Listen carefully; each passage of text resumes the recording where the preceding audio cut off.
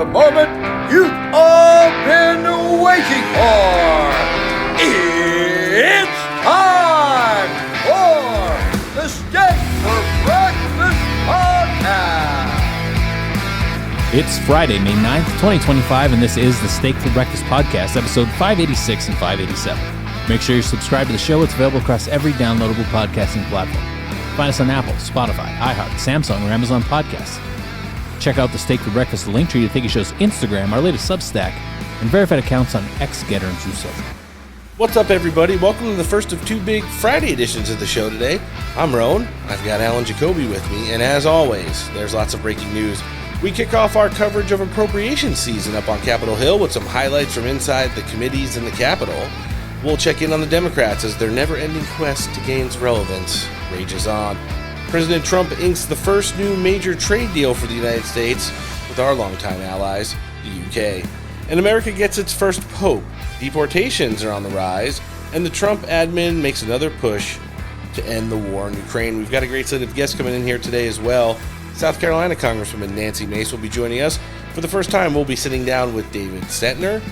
Texas Representative Keith Self will be here, and the Congressman representing Alaska, Nick Begich, will be joining us as well. But before we get into any of our interviews, let's dive right into the headlines and change the way you consume your news. Smokey, this is not Nam. This is bowling. There are rules. Today, Junior, America, Steak for breakfast. So stand by. All right, everybody, welcome to the Steak for Breakfast Podcast. I'm Roan. I'll be your host for the next few hours. If you're a first-time listener, welcome to the show. If you're a long-time listener, welcome back to America's fastest-growing and quickly becoming favorite political podcast on a busy News Friday. Guys, make sure you're subscribed to the show. We're available across every downloadable podcasting platform. We prefer Apple and Spotify. Check us out on social media as well. We're on all of them, but most active on X. Got some new YouTube channels. Links a-coming. Don't worry, you'll see it in your email inboxes by the end of the weekend. I promise this time. And happy Friday to everybody in America first. Friday means there's more than just me talking to myself and to you this time. Alan Jacoby's here. Alan, welcome back. Happy Freedom Friday, everybody. There we go. And how's your week been going, bud? Well, we're moving and shaking. A lot of news going on. A lot of things happening. Trade deals, all kinds of stuff in the Trump administration. And I am here for it. I kind of feel like the Trump team is leveling out on all the stuff they've been working on. They're letting it kind of like resonate. There's a whole bunch of like Trump was right narrative coming around with the trade stuff. I mean, I literally watched Jen Psaki open up her show on Wednesday night and do a 2.5-minute monologue on how the tariff war has failed. And within like 12 hours, Donald Trump had the UK inking a deal for the first of what will be many trade deals. But we also have to look down the road a little bit, Alan. You know, Donald Trump, and they're all historic, is planning a big historic trip to the Middle East. And there's a lot of stuff on the table. You're talking about trade. You're talking about defense. You're talking about ending the conflict between Israel and Hamas, reining in Iran, and a whole bunch of other things. But what I'm really worried about, and this is just your opinion, do you think we're getting another sword dance? I would imagine we're going to get a pretty epic sword dance, and I think people are going to be flocking to the true leader of the free world, Donald J. Trump, all over the Middle East. It's going to be an interesting trip. And I just heard, I think Pete Hegseth is now going to be joining the president, which I like to see as well. Yeah, he's going to get out ahead of the president and stop in Israel first, meet with his counterparts there and other members of like the Israeli Defense Ministry, and then join President Trump in Saudi Arabia. Listen, for anyone that knows politics, especially geopolitical, MBS does not emotionally move for anyone. He is such a stoic, stone-faced, unemotional character, and I've never seen somebody light up as all the times that him and President Trump have had the opportunity to kind of commingle together. And it means a lot for the relationships and what unlocking even more sustained peace in the Middle East is all about. So, yeah, we got to start thinking about that stuff. I think President Trump takes off next weekend, so it's going to be big, but it was also a big week of news here. Before we even get into it, I'm going to talk about our great slate of guests coming in here today. We'll catch up with South Carolina Congresswoman Nancy Mace. We're going to have David Sentner, not a congressperson, not a senator. He is a big tech billionaire who's big on education, big on making America healthy again. And for someone who used to rub elbows with the elitist of the elites, got canceled for pushing back during COVID on that narrative, and which kind of unlocked the doors to all the great stuff he's working on right now to help make America safe, healthy, and innovative again. Jumping right back into the House of Representatives, Texas Congressman Keith Self will be here, and we'll catch up with the Alaska Congressman Nick Begich as well. So, great guest lineup. Still haven't caught up with Corey. Alan, can you text Corey Mills or something and tell this guy to get on the show? He is everywhere. I tell you what, he's been lighting up social media, and I think he might be striving for the best dressed member of Congress. He's pretty. Listen, Troy Nell's going to give him a run for his money because Troy Nell's wears designer suits with Trump accents all over them. But yes, I agree with you. Corey Mills is quite the handsome and dapper man.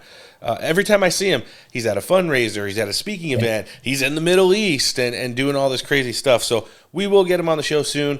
Next week's going to be a very busy week of Congress, so we might have some guests off the Hill join us on the show, but we'll see what happens. I've already got some soft maybes. So you all know how that goes for those who are our long-term listeners here on Steak for Breakfast. But, yeah, it's been a busy, I swear, it's Friday, right? Yeah. I'm still in Sunday. This week has just been absolute whirlwind, to say the least. You got my kids getting close to finals. You got my son, he's got playing Little League. I'm coaching, managing his Little League team. He's trying out for some new travel ball teams. My daughter's playing soccer. She's getting ready to start summer volleyball. And also Mother's Day is in a few days. And it's just been crazy. Absolutely crazy. And the weekend, I don't know how you do it. Down. Yeah, me either. I mean, I literally sleep 2-3 hours a day, no lie, and function. I don't know how. So you might sleep less than President Trump. We'd be best buds if he would just call me, Donnie. I'm here. My son wants to meet you really bad. We made you the centerpiece of his end of the year 5th grade project, which is the state of New York. And we're going to have a whole thing. We got 2 different Trump books, one in English, one in Spanish. We actually got The Art of the Deal in Spanish. So how is somebody in California have a child that's able to do a Trump project in their school? That actually boggles my mind. So my son has been sick of all the Michelle Obama and Serena Williams and Cesar Chavez projects since he was in kindergarten. And he sat down and he's like, Dad, we're doing a project this year at the end of the year on states. And I really don't want to do any of these people that they always like make us do in class. He's like, what should I do? And I was like, listen, this is how we win. You pick New York. No one in your class is going to pick New York, and we'll take it from there. So we went with New York, and then when you get your state, you have to do all the stuff, state bird, nickname, you have to build like all this stuff, and he put a really nice project together, he and my wife, so far. I mean, I bought some of the modeling materials, and then they kind of just threw and painted and glued everything together, but you have to pick a famous personality from the state. You don't have to tell the teacher who it is either. So, boom, there it is. Really? Yeah, he was able to pick President Trump. And I said, listen, maybe last year before he won the election, probably wouldn't have flown over good. But I said, now he's the sitting president of the United States. You really can't make no bones about it. So it's either going to be really great or it's going to be a mainstream media news story. Right. No, I think he'll be okay. I tell you what, I went to his parent-teacher conference in like April, which is like 2 months after Black History Month. And all the Black History Month stuff was all still on full presentation, like African mask, beads and spears, all these books. And I'm just like, come on. And plus the American flag was rolled up in the corner. It wasn't because the American flag was blocking anything in the classroom, but it was obstructing, I guess, the view of some of the kids in the back. So she had it rolled up. I told my son, I was like, go and roll the American flag. And he did while she was talking to some other parents. But it's just been really busy. We're getting close to that end of the school year, which means sports is going to ramp up. Believe it or not, Little League, regular season's coming to an end, but All-Stars is like still a 2-month affair. 100% my son's making that.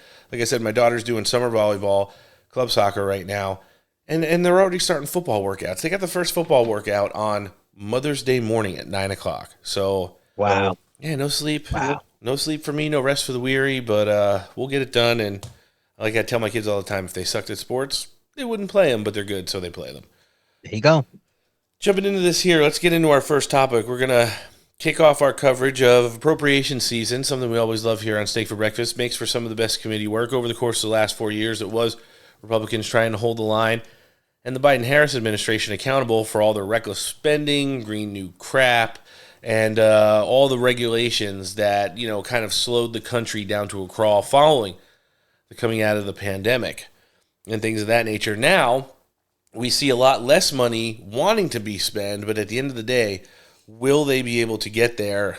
I'm still kind of out on whether or not I feel like there's just so much of a gap between the House and Senate. Billions to trillions of dollars. It's galaxies apart.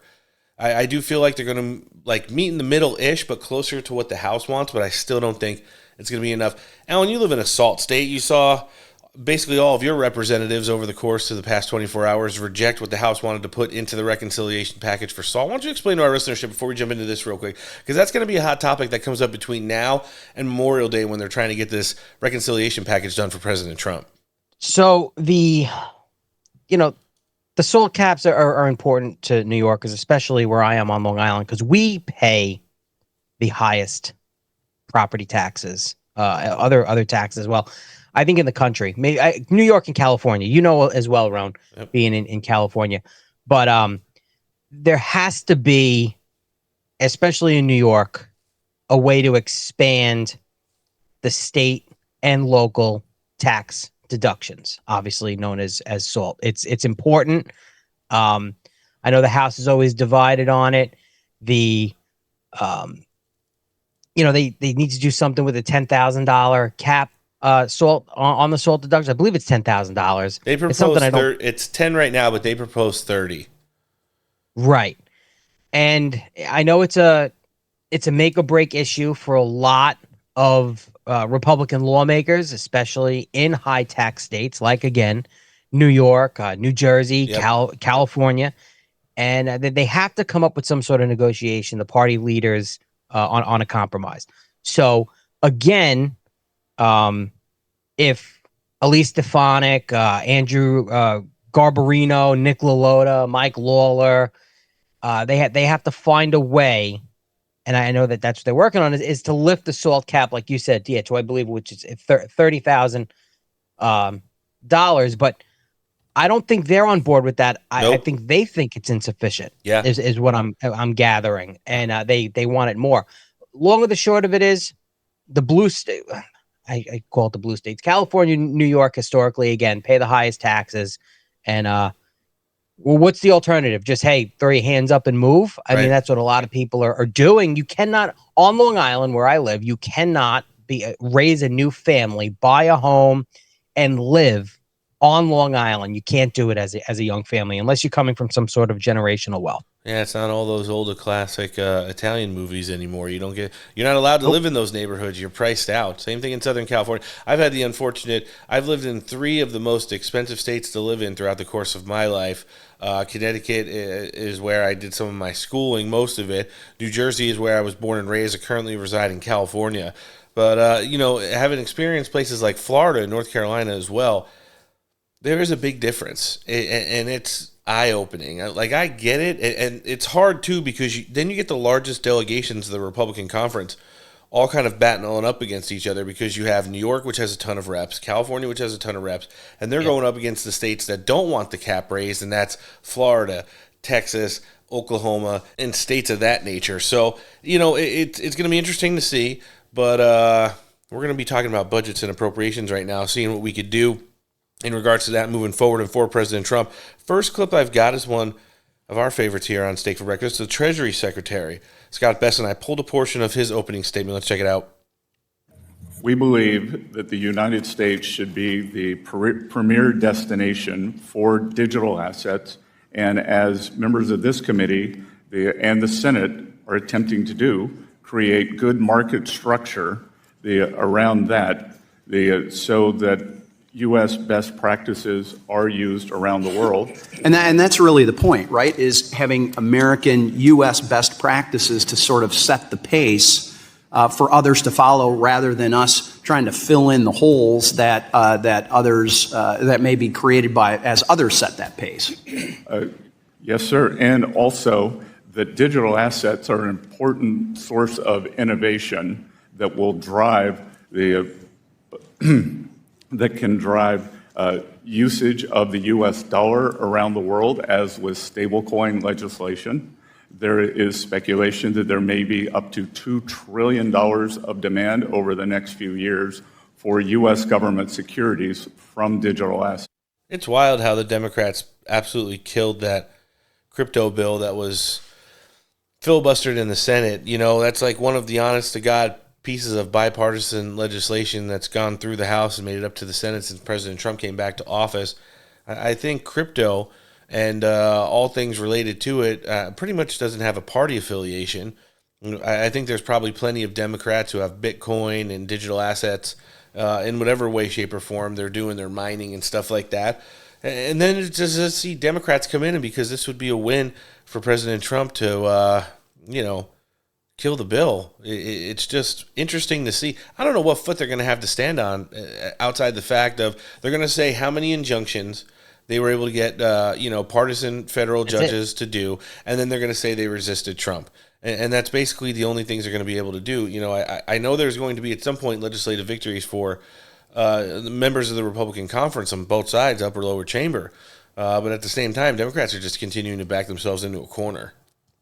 It's just a matter of getting Trump, stopping Trump, slowing Trump down, and not the big picture. Like Secretary Bessent just laid out, is we should be dominating and leading the way and setting the pace on every level, from energy to digital assets to how the economy functions, trade, everything. Everyone should want to mirror what the United States is doing. Yep. We should not be put in a position and allow ourselves by some feckless Democrats and rhinos to put ourselves in a position where we're playing catch up.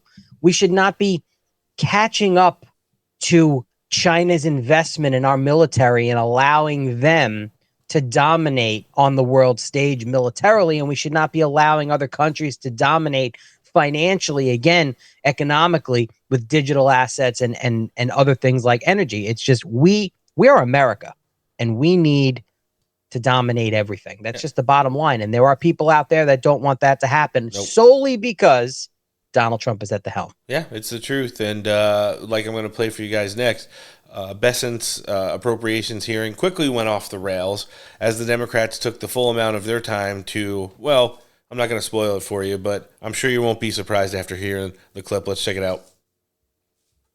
For decades, we've had trade deficits in the United States of America, and nobody said it was an emergency? Democratic and Republican presidents? You know what that says to me? That it's not an emergency, because it hasn't been for 4 decades. It says to me that we should bring tariffs back to the United States Congress so that we can make that determination as the Constitution has said, and not try to go around Congress. That's just unbelievable to me. Let me ask this question. Maybe I missed it. Who was the president, and who has been the president since January 20th, 2025? Donald J. Trump. Okay. And who was the president in 2024? One believes President Biden. One believes? You one of those non-believers that the election, the American people didn't vote? I love this guy. I am not. You're not? You said one believes? Do you believe in the Constitution of the United States and it should be abided by? I believe in the Constitution of the United States. So you believe in it without any second thought. You don't have to think about it. You believe in it and you would abide by it. Is that correct? I have and I do, sir. Okay. Well, do you know that a president has said he may or may not? He don't know? Let me ask this question. I couldn't believe my... Shut your bitch ass up. Yeah, we don't need to hear any of those questions. My God. Hey, Alan, I'm sorry. That's one of yours. That's Greg Meeks, the New York congressman. I don't know what his pronouns are, but he was sure getting huffy puffy with Treasury Secretary Bessent there. Listen, this is what we're going to see. grandstanding at the nth degree, Trump derangement syndrome, unhinged, and slowing things down as long as they can.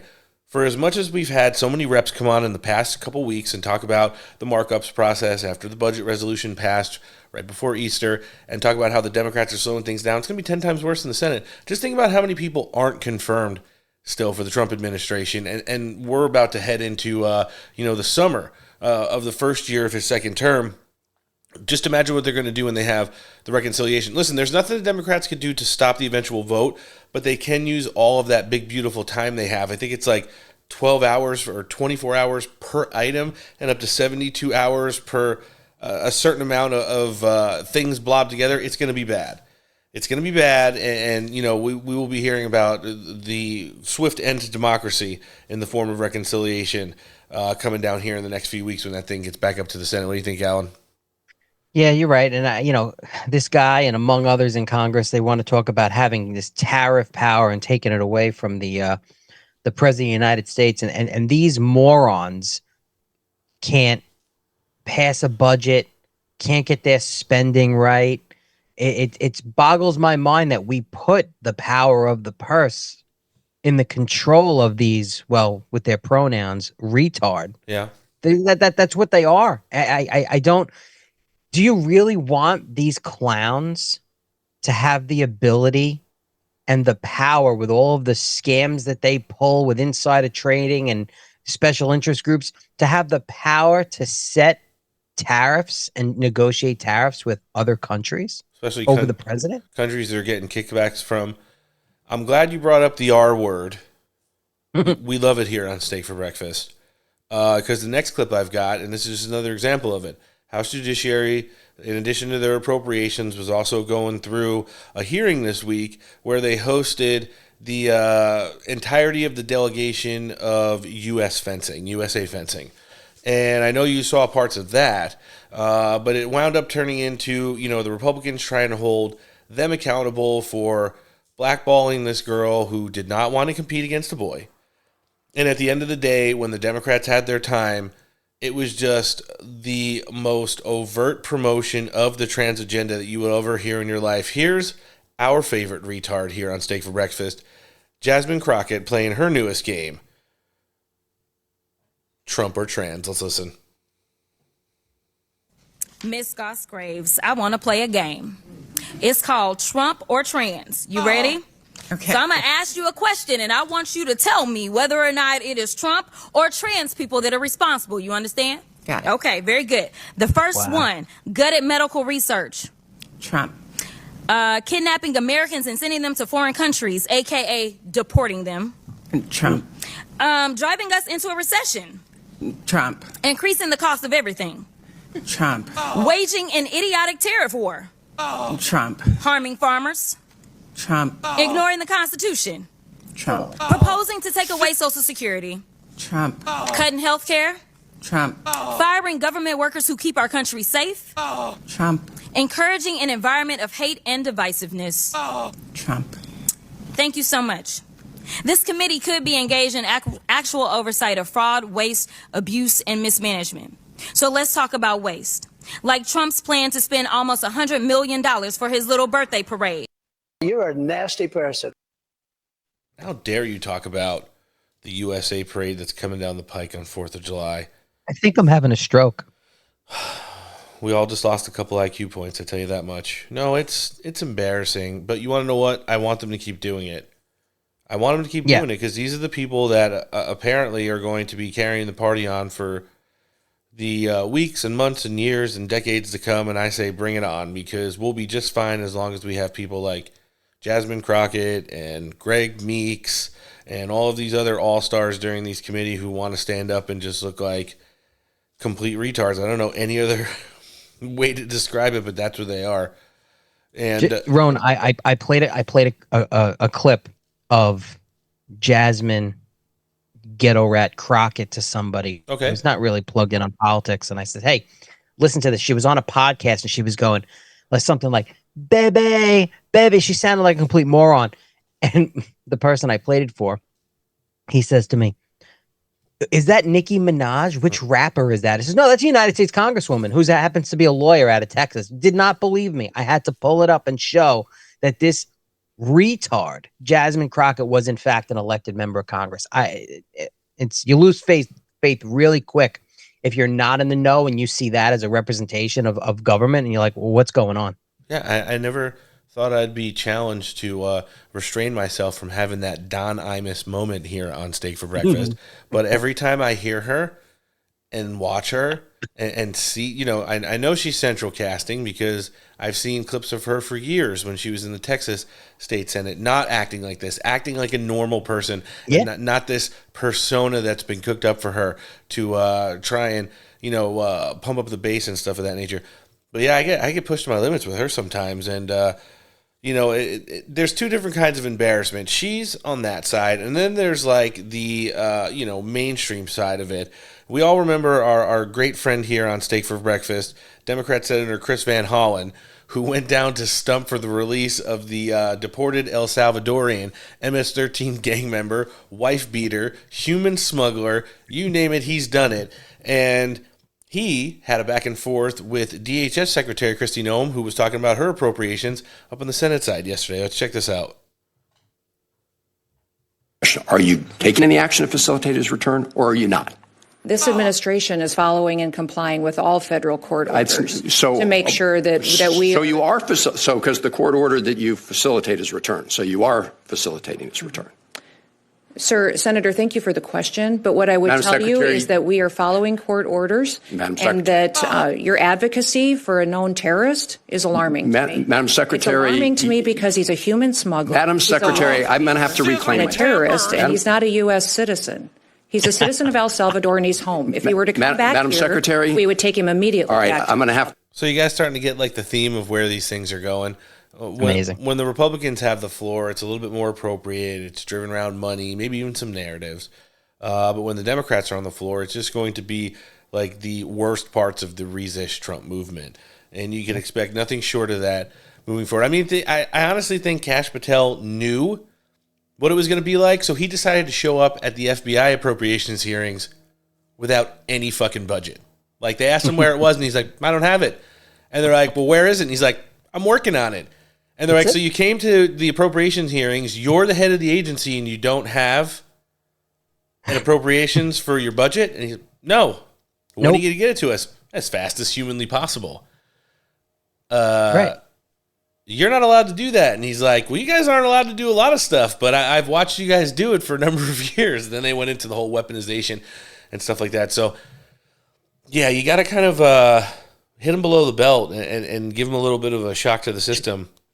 Just to the point with Kash Patel, because now they tried to frame it as, well, he's in violation of the law. Boring. And that he's nonchalant about this law, this restriction of a timeline. There is no specific statute, I looked this up, that mandates a strict deadline for the FBI to submit a budget proposal to Congress, like at all.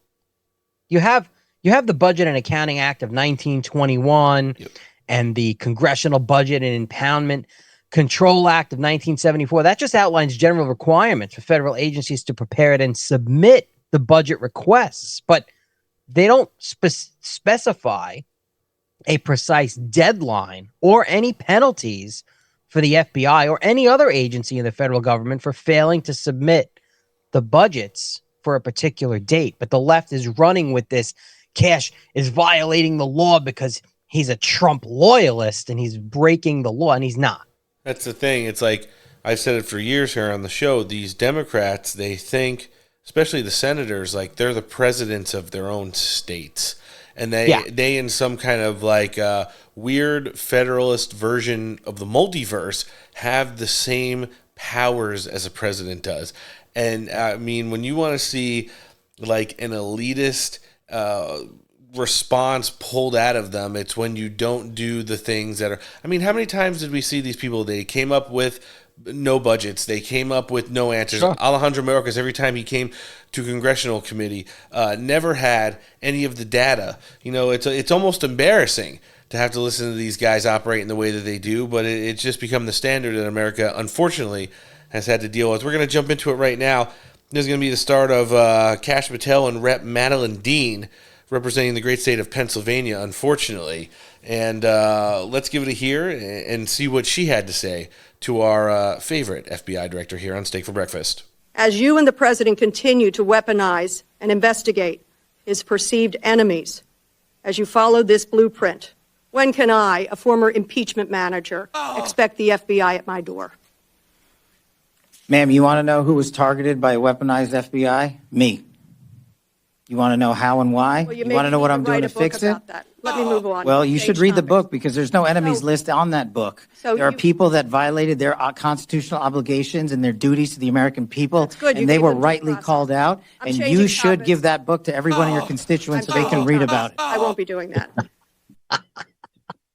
Listen, you know, I actually had with one of my best, smartest, brightest group chats this morning. No disclosure.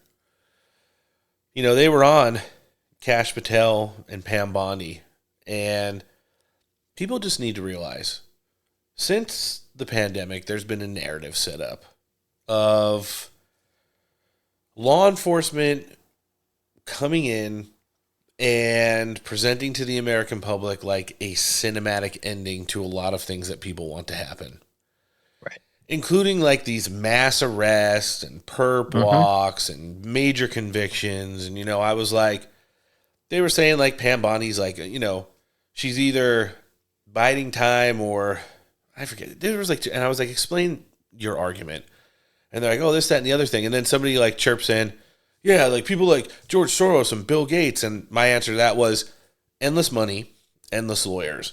And they're like, no, that's bullshit. There's like legit stuff that Bill Gates could be in jail for right now. I was like, guys, let's just remember that 3 fucking months ago during the transition, Bill Gates ate dinner with Donald Trump at Mar-a-Lago. He's not going to fucking jail. Right. Like, people have had their expectations not even set up, warped by a lot of people in conservative commentary. Yep. And unfortunately, it's some of the biggest names. Unfortunately, it's some of the people who are currently working in the government for us. And at the end of the day, you have to go back to like, this administration's job is to reset everything. And I can confirm that up through this week, places like the FBI and the DOJ and the State Department are still en masse firing people who are resisting the will of not only just the American electorate and the vote and the mandate, but President Trump and his agenda. Right. Nothing big will be done until that's taken care of. Dismantling the administrative state. And 99% of that's going to happen behind the scenes.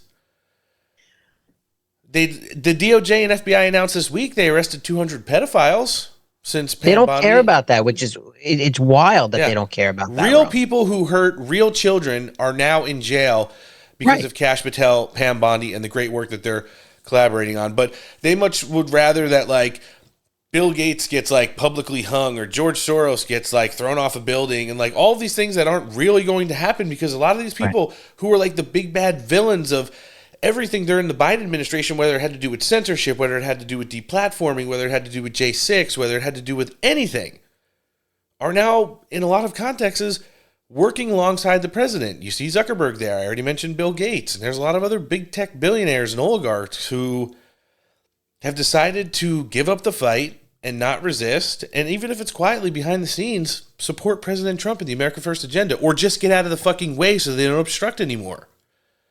And all they care about is these big names and these big agendas, and not anything that is actually happening. Like you said, they're actively removing people that are defying the Trump agenda, the mandate that we voted for. Like case in point, everybody shit talked FEMA. There was a time where, you know, FEMA was the target and FEMA's not doing this and it should be dismantled. And even back far as the weirdos talking about FEMA camps. Well, guess what? Trump's acting FEMA chief, the guy Cameron Hamilton, literally was escorted out of FEMA headquarters the day after he's defying the plan to abolish the agency for the most part during his congressional hearing. Okay. And right there, he's defying the agenda. He's removed from his post. It may not be a big deal to people, but it is a big deal because it shows that Donald Trump is actively leading and showing that if you're going to defy the agenda that I was given, the mandate I was given to govern this country and to get this country back on track, we're getting rid of them. Yeah. People don't understand that. Listen, 3.5 years ago, Elon Musk was just as much as a villain to most people in America First as a Bill Gates and a George Soros was. Yep. He was using his money and influence to help Democrats win all over the place.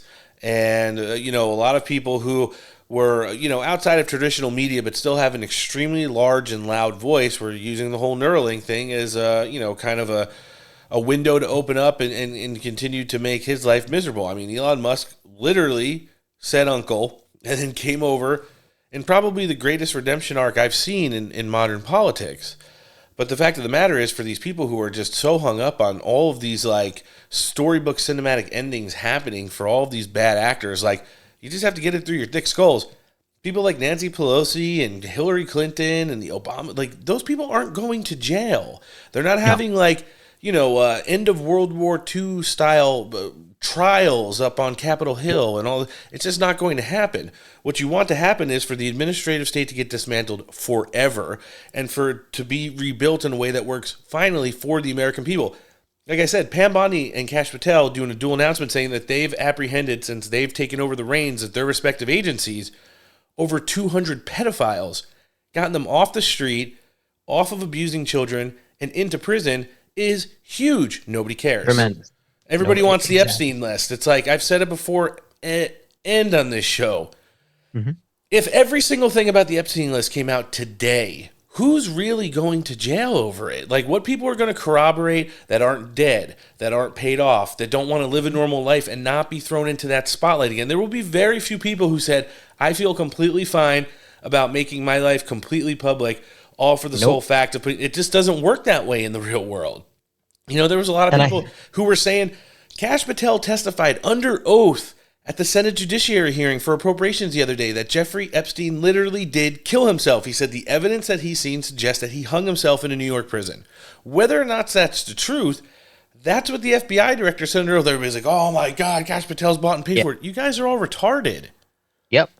And thank God that elections aren't won based off the stupid narratives on social media. Or emotion.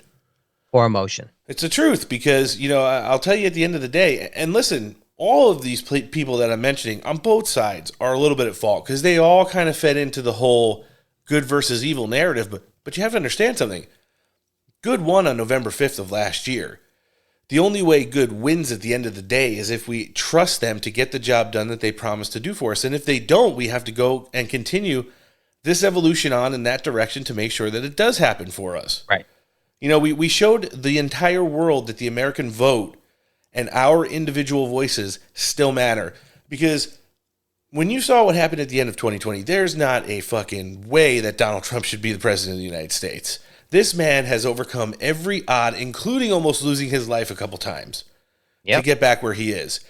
If you don't understand in the big scheme of things, whether you're spiritual, whether you're religious or anything, just write it down on a piece of paper on where he was, starting off with things like impeachment trials and the Mar-a-Lago raid, all the way up to he's about to take a historic trip to the Middle East this weekend.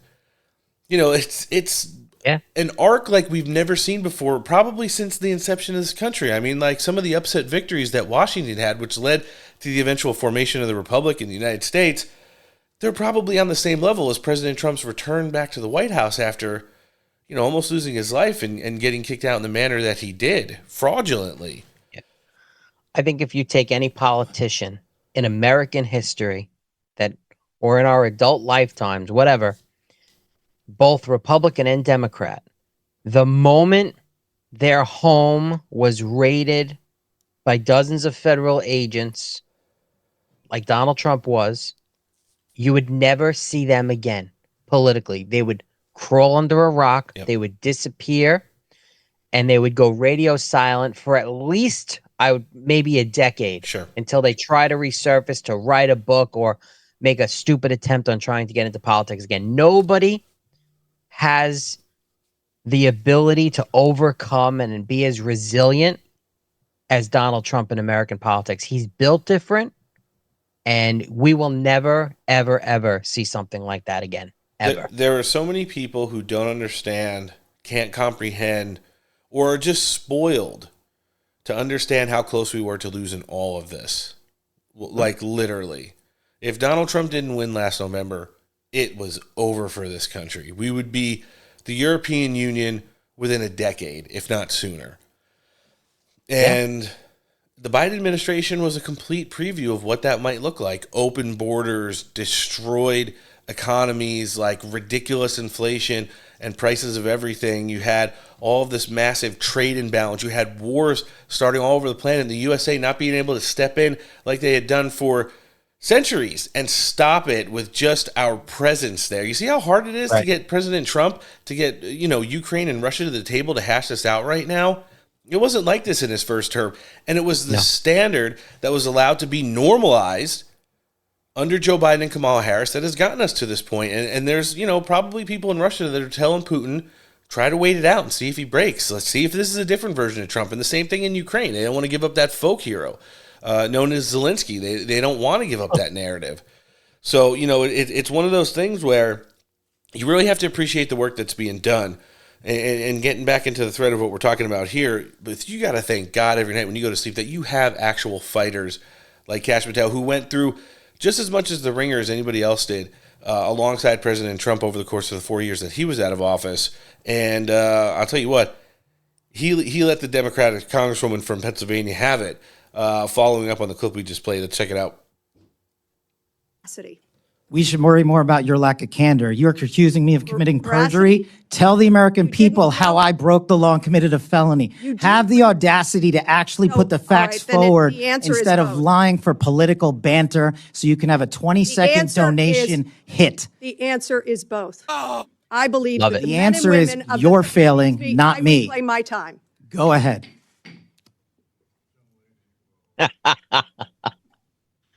No, you're out of order.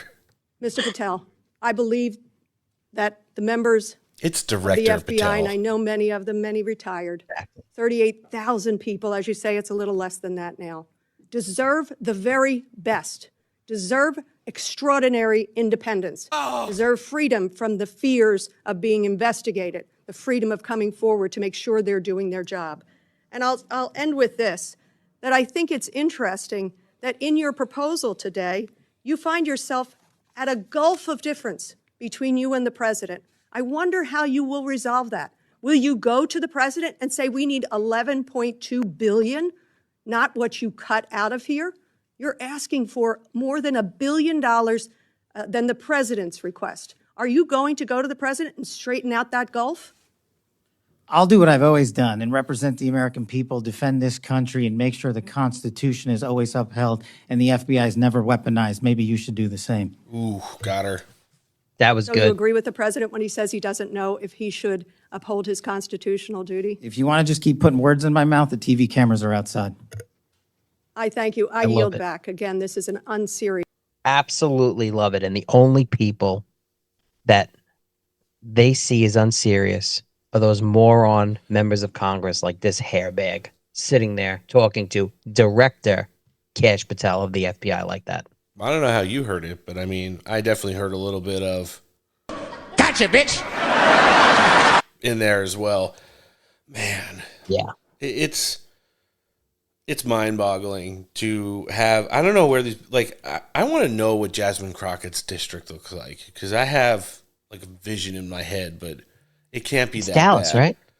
Yeah, it's outside of Dallas. And, like, this congresswoman, she represents a portion of, like, outside of the Pittsburgh area as well, so very urban, even though she's, you guessed it, an old white lady. It's just wild to see the way that these... The hypocrisy level of the words that they used, all of the stuff. Kash Patel had his stuff raided. Kash Patel got dragged in for numerous committees, a witness during the Russiagate investigation, obviously, and then for the January 6th stuff as well. And these people just can't get over the fact that, number one, he won, and number two, he was able to appoint all of these people who literally got belt to ass for 4 years while Donald Trump was out of office and are now the heads of the most powerful federal agencies, including law enforcement on the planet.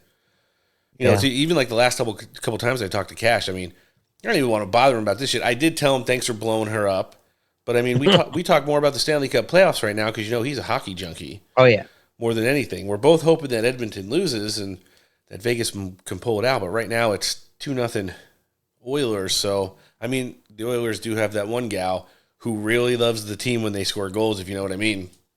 But we'll have to see where it goes from there. Last clip I've got before we jump in with Congresswoman Nancy Mace. We'll make it a little bit more lighthearted. When this got up to the Senate, day 2 of appropriations, they didn't really bust Cash's balls about not bringing a budget because we understand there is a gap in between what the president wants appropriated and what Cash feels like he needs to conduct the job. I guarantee they'll probably meet in the middle, as they always do. But it was a little bit of a joking back and forth between Senator John Kennedy and Kash Patel that I think will take us out of this segment into the first interview. Let's hear it. Did Jeffrey Epstein hang himself or did somebody kill him? Senator, I believe he hung himself in a cell in the Metropolitan Detention Center. Are you going to release all the information about that? Senator, we are working through that right now with the Department of Justice. When do you think you'll have it done, Cash? I think in the near future, sir. Like before I die? Senator, we've been working on that, and we're doing it in a way that protects victims and also doesn't put out into the ether information that is there it is irrelevant for production of the public, such as CSAM. Thank you, Mr. Chairman. Senator Reid. It's one of those things too, and I always say it. I really do feel the FBI and the DOJ probably has approached a lot of these people where there are revelations about Jeffrey Epstein and what exactly was going on. I think there's probably a lot of people who are not dead and haven't been paid off who said, you want to know what? It's taken me 10, 15, 20 years to get back to what some would consider a normalish life, and I don't necessarily want to be brought back into that spotlight again in that context. Because listen, if you come out as an accuser and you've gone on to be like a mother, or you've gone off into, just living a normal life, or if you have some kind of job that's going to look at it in a negative light, it could be the end of it for you as a public citizen. There's going to be the book tours and the speaking engagements. But do you really want, as a human being who may have been trafficked and sexually abused, maybe even as a minor, that to be what defines you as an adult now? I think there's a lot of people who don't. And it's not just what my gut is telling me. It's because I've asked the former U.S. Attorney General of the United States, the current director of the FBI, and numerous other people who want to get to the bottom of this, but know that public disclosure probably eases a lot of minds, but also comes at a risk. And when you're talking about the biggest risk being for that of the victims, then they have to be in consideration first because they're the only reason we're talking about this. I say this to people all the time, Ron, that the average Epstein victim now is in their 40s. Yes, 30s and 40s. So a lot of them probably have moved on and have gotten married and had started families and have careers, and they don't want to be brought into the public eye like that. They're not looking for their book tours or anything like that. Maybe one or two are. You never know. I think one definitely is. I forget her name, whatever. But the long or the short of it is they need these victims to be witnesses in any real prosecution. And if they don't have them, whether they just have moved on or they're getting paid off and they're in constant scrutiny of very powerful people of having their families harmed, they're not going to come forward. Think about how many Epstein victims have gotten married and have not even told their spouses that may have been married for a decade or more that they were a victim of Jeffrey Epstein, because that is how private they are about it. And these people aren't thinking that. They're just thinking, release everything now, unredacted. We want to see it. Show videos, play audio. We don't care. Yep. They're assholes. Yeah. Listen, and Hollywood does it to protect their own. My wife and I have been watching this show. She's a little bit more into it than I am because she's like a big fan of murder porn.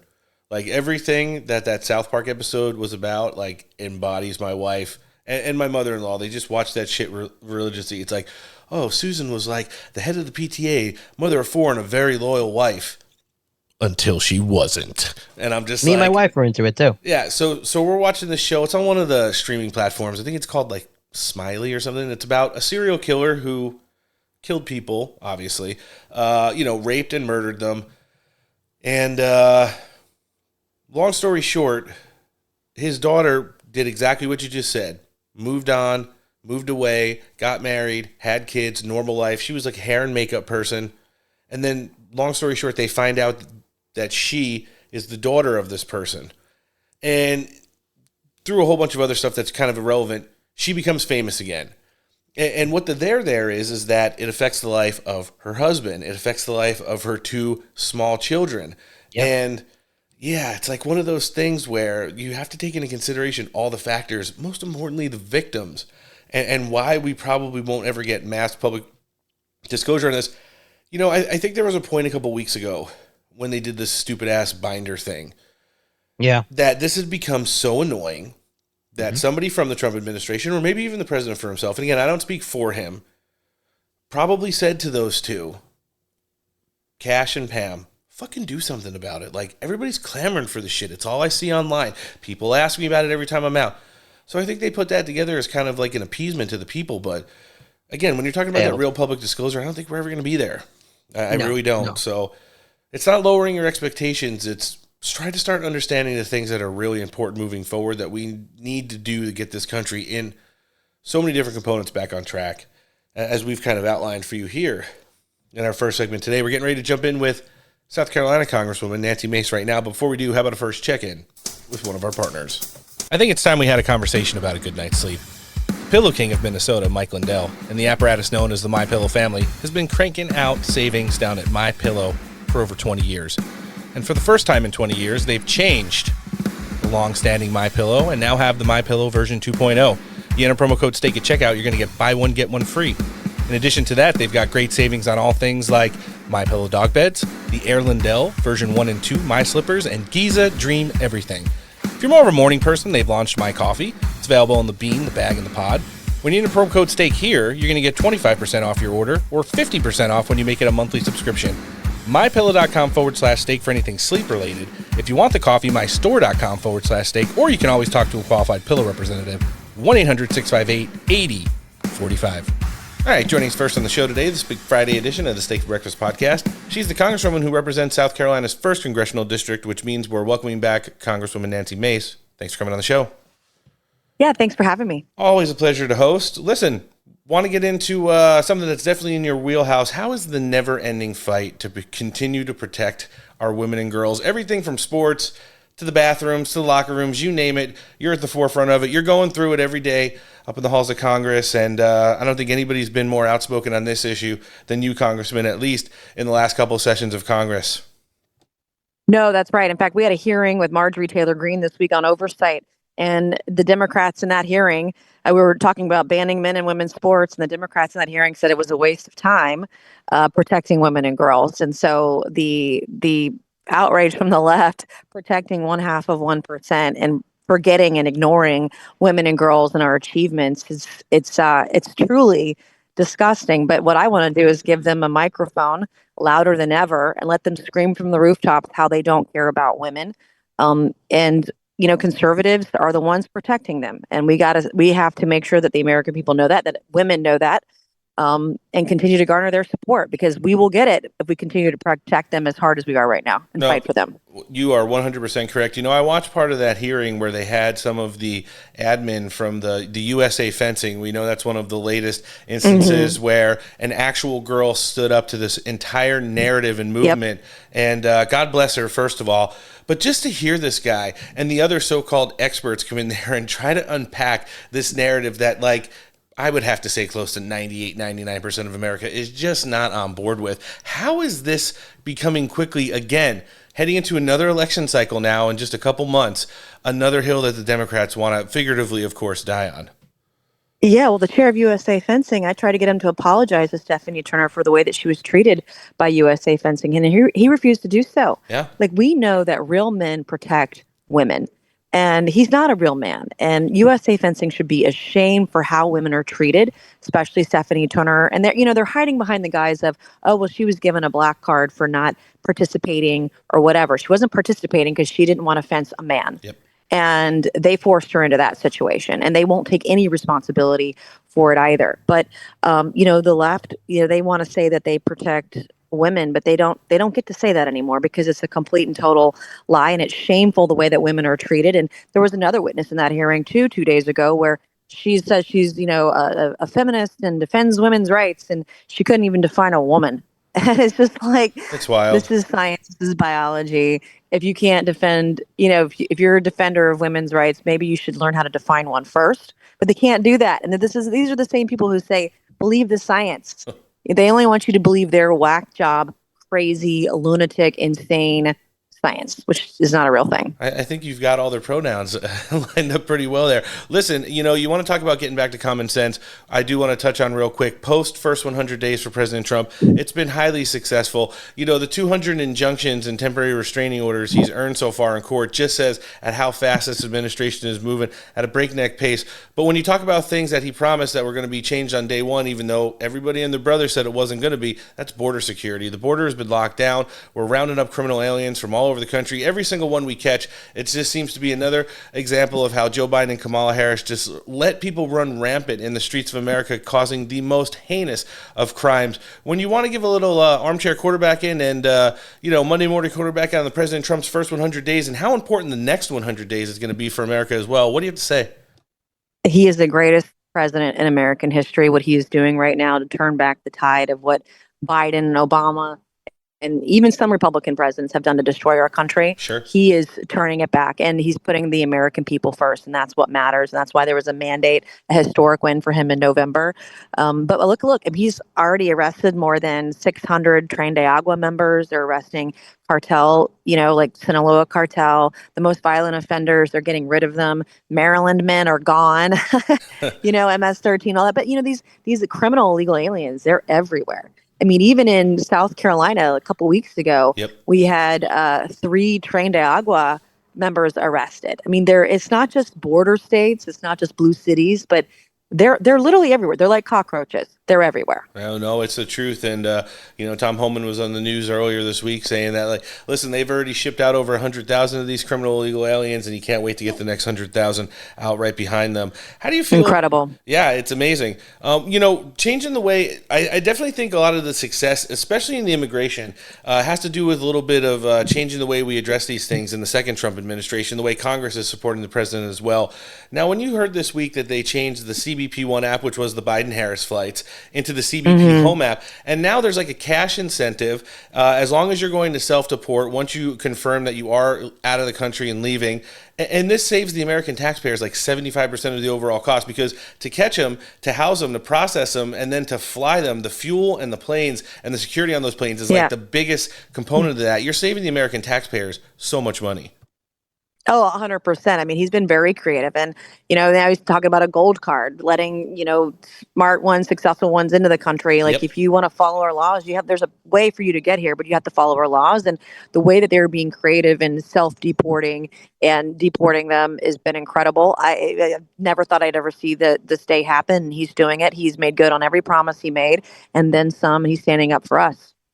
As we're getting into closer and closer to Memorial Day, we are heading up to those chronological deadlines that were set in for the big, beautiful bill. I know we've gone through markups. It was a busy week up on the Hill before you guys got out of town. How's the progress coming in regards to getting it finished in the House?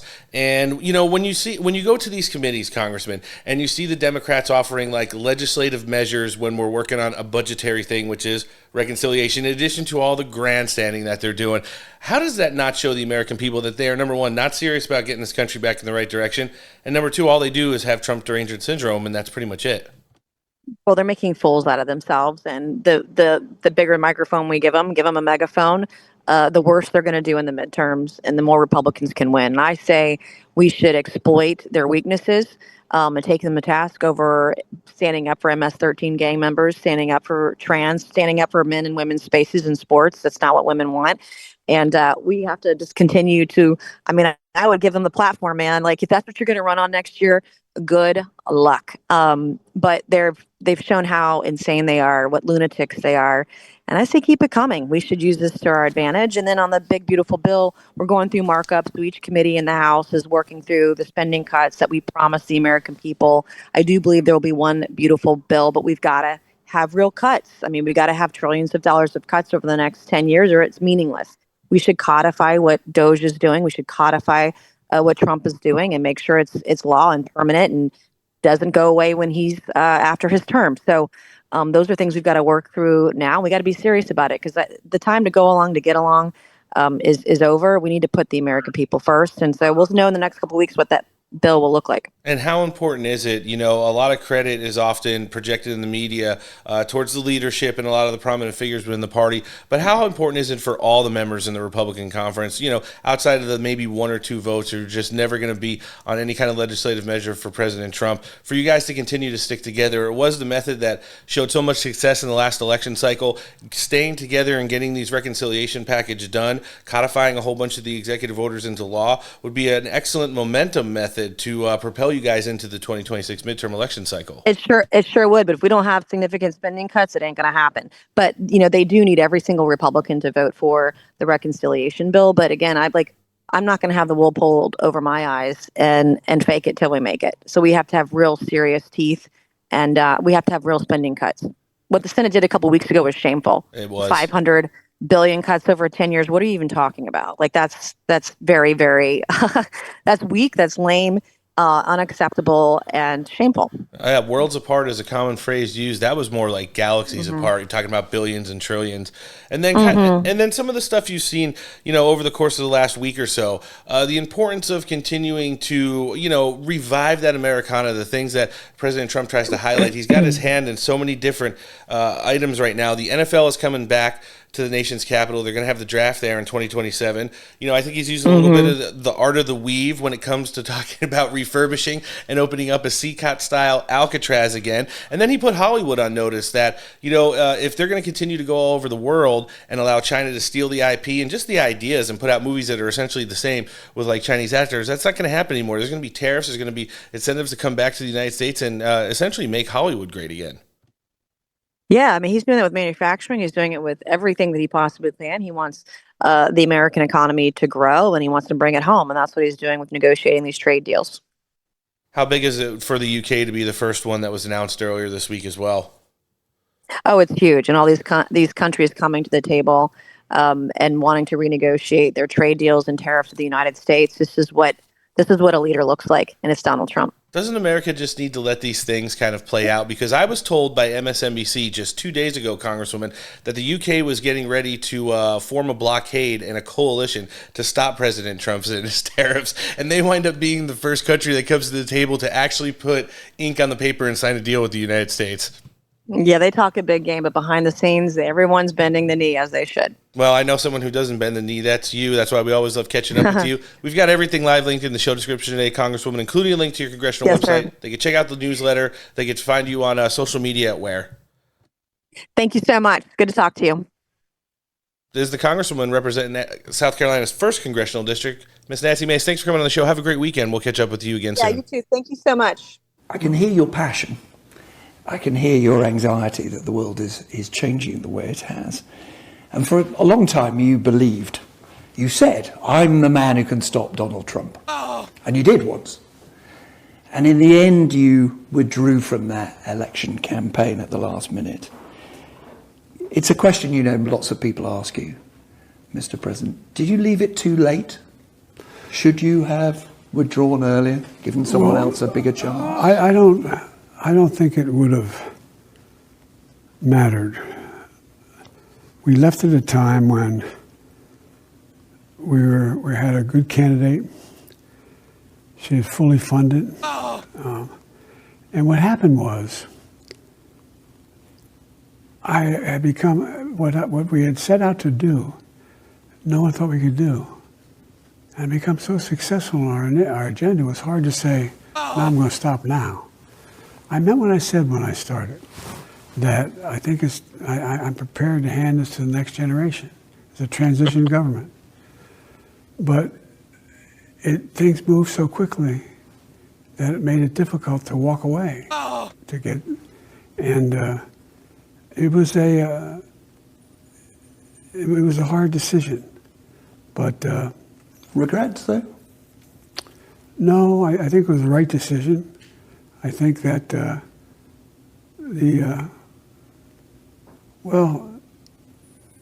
it was just a difficult decision. All right, jump back into the news portion of the show here. Second news segment on the first of two big Friday editions of the Steak for Breakfast podcast. I'm still Roan. Alan's still here with me. Still here. And it was great catching up with Congresswoman Nancy Mace live from Low Country, as she's already made it back to district for the weekend following markups up on Capitol Hill this week. And that was Joe Biden, who was uncryogenically frozen and wheeled out to questionably do an interview with the BBC of all outlets to mark him wanting to get back into the public spotlight. Alan, you heard the 46th president of the United States there ramble on incoherently about why he got out of the race. Yeah, I still have a lot of questions on Joe Biden. I can't wait for the tell-all books to come out. What do you think? I mean, I think he just did this interview to try to get himself back into the spotlight for more speaking gigs, which he's not getting booked for. He got booked for, I think, one that was a complete bomb. He tried, whatever. But listen, is that the one where he's talking about black people on the buses?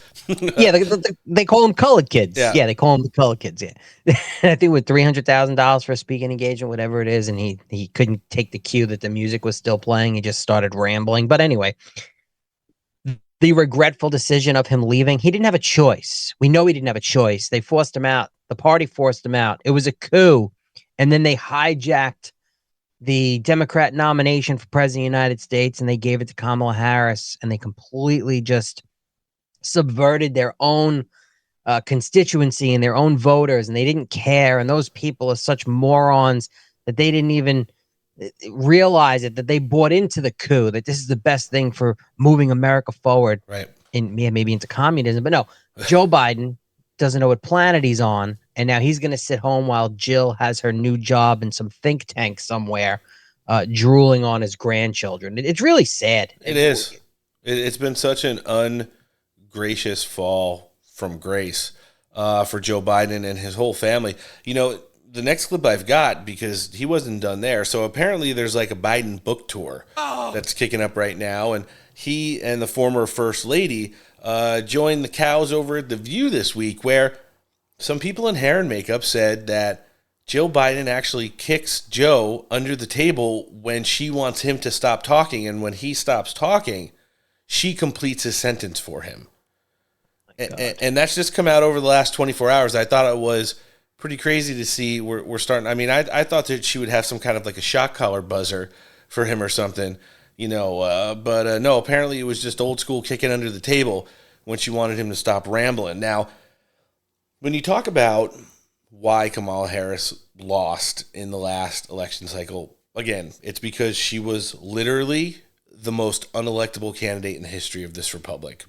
Yeah. By a lot, and there's been some awful ones. Just some of the speaking events that Kamala Harris has given since her time as the former second lady now confirms that, where last week she was talking about how voids are big and are there to be filled. It's you can't with these people. But again, when you talk about the Democrats right now, the lack of leadership that they have within the party and the continuation of the narratives that helped them lose everywhere in the last election, well, here's sleepy Joe Biden on The View the other day talking about exactly why Kakala lost the presidential election. Check this out. And it was like 2016 all over again. Yeah. So why do you think the vice president lost, and were you surprised? No. I wasn't surprised, not because I didn't think the vice president was the most qualified person to be president. She is. She's qualified to be president of the United States of America. Right. But I was surprised. I wasn't surprised because they went the route of the sexist route, the whole route. I mean, this is a woman. She's this. She's that. I mean, it really. I've never seen quite as successful and a consistent campaign. Oh my God. Undercutting the notion that a woman couldn't lead the country, and a woman of mixed race. Had to throw the black in there.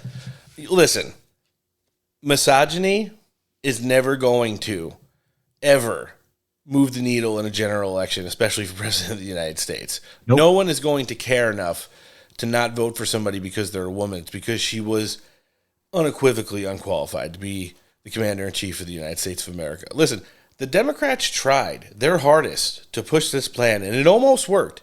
If Joe Biden literally didn't die, like in his first year in office, in between falling off bikes, upstairs, down ramps, and shitting himself at the Vatican, they probably would have been able to sneak the last election as well. But when you saw how bad he got, and that he was so willing to circumvent the entire electoral process and force her on the American people. Now, again, that's 3 cycles in a row. Hillary Clinton, Joe Biden, and Kamala Harris, without essentially a primary, were vaulted in the position of the savior of the Democrats and the one who's going to take the progressive movement forward. All have failed. It's not about preserving glass ceilings necessarily, even though Donald Trump is 2-0 and will probably hold that all-time record for many, many years to come. You got to remember, Joe Biden was in the middle there. And even though he was able to make it to the White House, his ridiculous failures were just confirmation that they are a mess right now. And I don't know if they're at any point moving forward from... I mean, Big Mike already said she's not running. You also had Wes Moore in Maryland, who they figured was like going to be like the next Obama-type figure, who said last week, yes, want nothing to do with it. You're narrowing down those choices right now to like AOC. Bernie Sanders is going to be 87 before the next election, 91 when he would supposedly finish his 4-year term.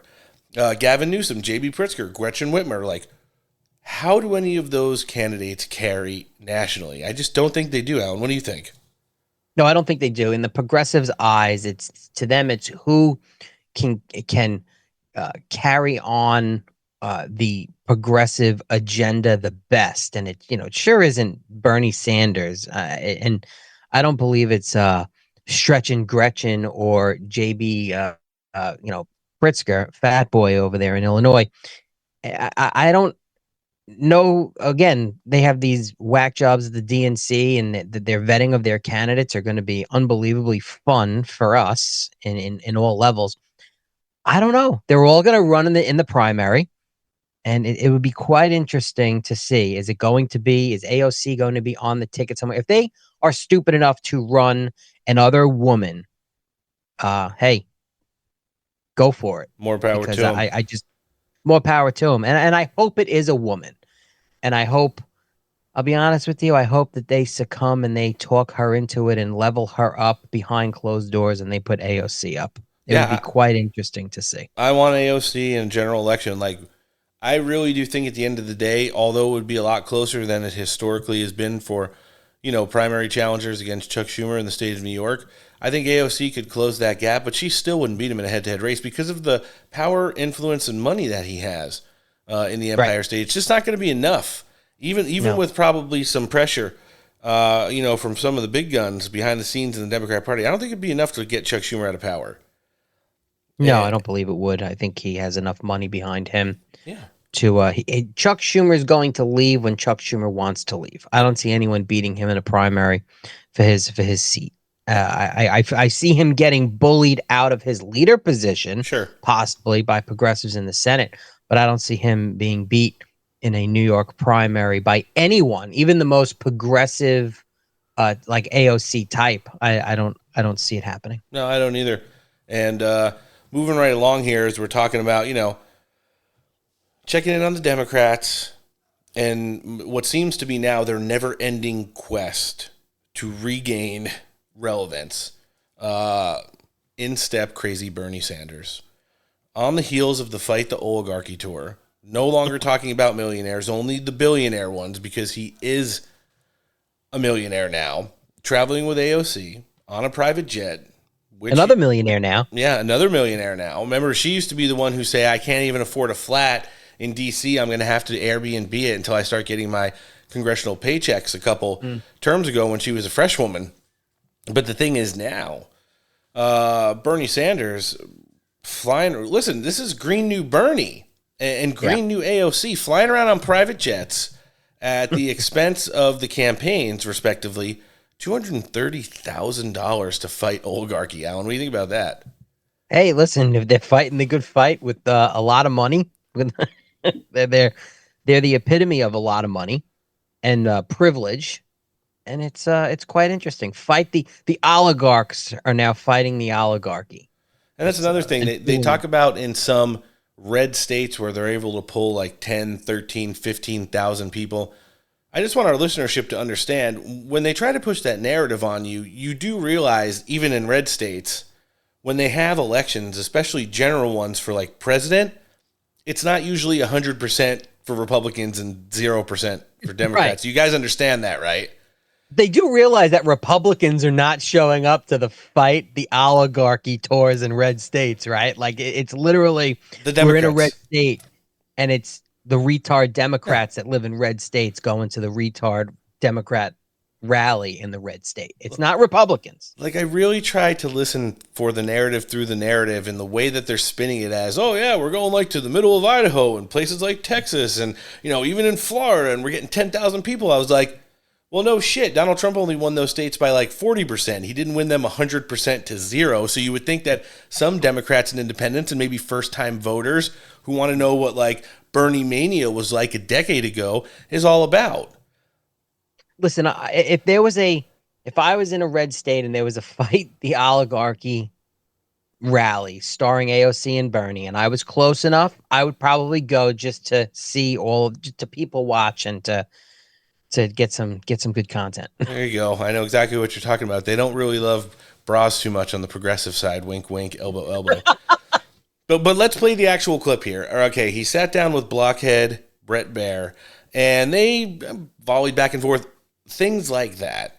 And when it got to the point of the end of the tour and the question of the plane, it's like, how does someone who's so overtly for the Green New Deal and the environmental impact, why is it okay for you to be able to fly around on a private jet, but not regular Americans? Bernie's answer, though, it actually kind of shocked me, because he usually comes off as like one of those pure deflectors, like, oh, don't you bother me about that bullshit. I'll tell you something here. No, he just literally said, like, I am not going to wait in the airports with the peasants and fly on like airlines like Delta. Check this out. Alyssa Slotkin, senator from Michigan, she said you shouldn't be using oligarch. It's over people's head. You've gotten criticized from other people. Free Beacon says Bernie Sanders spent $221,000 on private jets fighting the oligarchy tour, paid for by friends of Bernie Sanders. That you've spent millions of dollars in campaign funds on private jet travel over the years. How do you push back on both of those things? When's the last time you saw Donald Trump during a campaign mode at National Airport? No. It doesn't. But he's also not fighting the oligarchy. No. You run a campaign and you do 3 or 4 or 5 rallies in a week. The only way you can get around to talk to 30,000 people. Think I'm going to be sitting on a waiting line at United waiting, 30,000 people are waiting? That's the only way you can get around. No apologies for that. That's what campaign travel is about. We've done it in the past. We're going to do it in the future. And you think that this is hitting a mark? You think it's scratching the itch that voters want to hear from? I think at a time when the people on top are doing phenomenally well, when seniors, working class people are struggling, people want to hear action to stand up to the people who have the wealth and the power and create an economy that works for all of us, not just the people on top. Well, Senator Sanders, I appreciate you coming on, talking about the issues, and we'll have... Asshole. Listen, at least, I mean, whose fucking economy were we under for the last 4 years? It wasn't Donald Trump's. This isn't even Donald Trump's economy yet. He's been the president for 3.5 fucking months. Right. It's wild to see just how you will never catch me hanging out at the airport waiting around with the regular people in the Delta lines. I can't believe he said that shit. I do. They don't care, and when they are called out on it, they'll deflect, and their sheep that love them will say, "Oh yeah, they're great," and not realizing that they are shitting on their own people. Okay, the people on the left that are complaining about how the economy is under Trump or anything else like that, it doesn't affect them. A bad economy doesn't affect somebody like Bernie Sanders. It doesn't affect somebody like AOC. It doesn't affect anyone, Democrat or Republican, in Congress. It doesn't. No. And it's just all a clown show, Bernie Sanders. I won't sit with the peasants. I'll only fly private. Yeah, it's wild. You should have seen some of the backlash from that, from Joe Biden on The View. The Democrats were even saying, like, every time Joe Biden, sticks his neck out and starts talking, it's like the Democrats have to go back and fight his wars over again, which is how bad the end of that election cycle ended. And, listen, I don't know where they're going to get it from. The only way for the Democrats to gain relevance again, I think, winnable election-wise, is to move back towards the middle. The only way. This country is not going in a progressive direction anymore. The Green New bullshit's over. The pronoun shit is over. The trans agenda is over, and it's going to be over for the duration. I really feel like we are at a point almost to where you're probably going to see another Republican in the White House after Donald Trump's last 4 years, and it's one of those things. Well, number one, that's the only way we cement this from ever happening again. And number two, I think Americans really woke up. It was a combination of, it was a perfect storm for conservatives. You had Donald Trump lose, you had the pandemic, and then you had Joe Biden for 4 years. And you put that all together, it was like 3 different Pandora's boxes being opened at the same time. And I think America, they learned their lesson. I really do feel that. And the poll numbers still show it. I saw all the RCP averages came out. It's so weird. The only blip on the entirety of Donald Trump's favorability ratings is right around the anniversary of his first 100 days. And it's one of those things where you have to understand the media eventually will abandon the Democrats if they don't change their tune, but it's going to be right up at the end of the next election cycle. It's not going to be now when they're trying to regroup themselves. So it's going to be interesting to see how it rolls along, but best part about for shows that do political commentary, we're here for it. Agreed. And you made a point about if Democrats want to ever win an election again in the space that we're in, they would have to come and become somewhat moderate.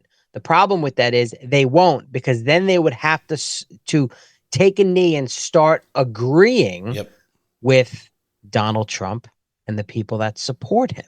Because as conservative as people think they are, there are people, even Donald Trump on some things, that have moved into the moderate space. Like unions are supposed to only support Democrats, and Democrats abandon them. So Donald Trump, I'm going to support the unions.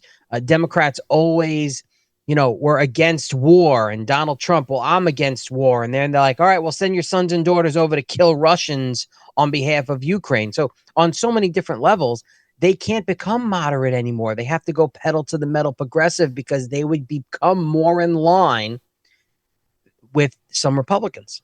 No, it's the truth. And, listen, we're winning. And I'll give you a perfect example of it. Here's Joe Doucheborough on his low ratings MSDNC show with his ugly ass wife and, all the great guests that they bring in there, like Al Sharpton, and nobody else can get any spots in the media. Basically living in the reality of the latest narrative that they've been pushing about Donald Trump was false, shocker. And in fact, Donald Trump is winning the war on tariffs. Check it out. You look for what's most likely. Most likely those trade deals are going to come from leaders that he's more comfortable with. And he certainly, again, says he's very comfortable with Keir Starmer. Yeah, no question there. For President Trump, diplomacy is very personal. I mean, there's the degree of that for most presidents, but this one in particular, it's really whether or not he likes you. We know there have been foreign leaders he very much did not like. He did not care for Prime Minister Trudeau of Canada. But this is going to be a political win for the White House, Mika. We've already, President Trump up very early this morning, posting around 5:30 in the morning. We've heard from him a couple times already today about this. They're going to have an event at 10 o'clock. He's going to hold a news conference along with it. This is going to be something that they recognize. White House aides have told me for a while. It's been turbulent since so-called Liberation Day. They've seen the markets bounce back some, but there's a lot of economic worries. They needed to start delivering deals. This is the first. They just got to wear it, It's like... But, Ron, it's like they sit there on MSNBC and other outlets that it's like they're sad to report that the United States has reached a trade deal with the UK. Yeah. And that and that it's sad that it's a big political win for Trump. It's a hope for them. It's, you know, it's now they're saying well, you know, this trade deal with the UK, yeah, it's low hanging fruit. It's not really, you know, but come on.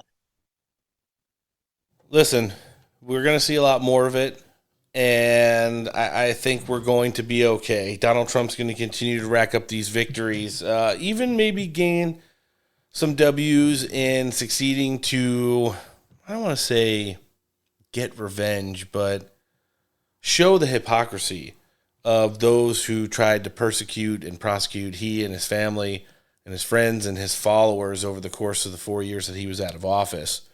We all know Jen Psaki, who's famous for her show Inside Jen Psaki's Vagina. Kind of monologuing on last night about, another shining star from the great state of New York, Letitia Tish James, who now seems to be in a little bit of legal issues.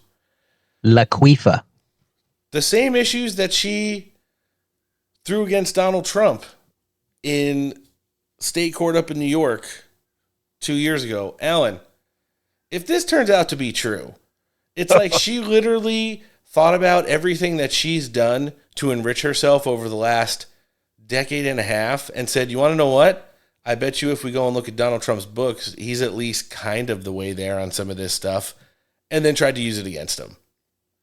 Yeah, listen, and I've always understood it as if the federal government is opening a criminal investigation on somebody, they already got something. Of course. If the feds are announcing they're investigating you criminally, make no mistake, at some point, unless it's truly just a talking point, which you don't see much, they're coming after you with something legit, at least, or partially legit. I can't see that this new DOJ just weaponizing itself exactly like Joe Biden's DOJ did against Laquifa James. I believe that they truly have something, and maybe it's just a gateway something to get into an investigation to uncover obviously bigger things,